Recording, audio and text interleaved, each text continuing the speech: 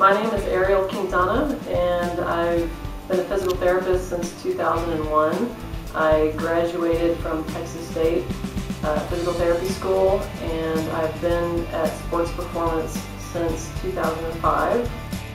We talk a lot about why strengthening is important, and it really depends on the muscle balance that we find. And we always test for muscle weakness because muscle weakness can contribute to all sorts of movement impairments. So we'll see faulty mechanics of how someone moves, and that translates again to how they run, how they do day-to-day activities, and that muscle impairment again is going to lead to injury down the line if it's not corrected.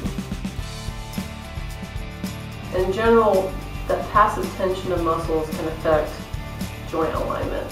So a common example we see here is say for your calf muscle, right? So we will see a lot of plantar fasciopathy issues, plantar pain, pain under your heel. A lot of times there's limitations how well the ankle moves, and partly that can be from the joint, partly that can be from the muscle.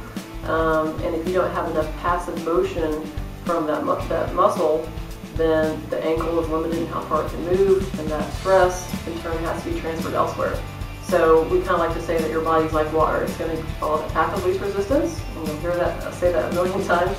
And in that case, that stress will get transferred to a more mobile part of your body, something that is more flexible. And a lot of times it's the midfoot or it's the arch, the plantar fascia.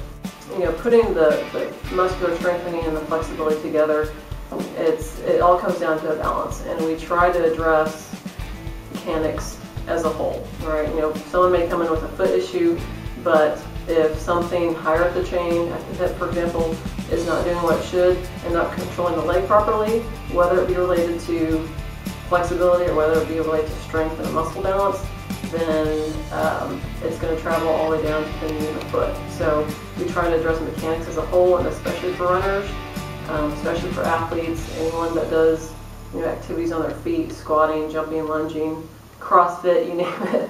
If the mechanics are not correct, there's going to be a point of breakdown at some point.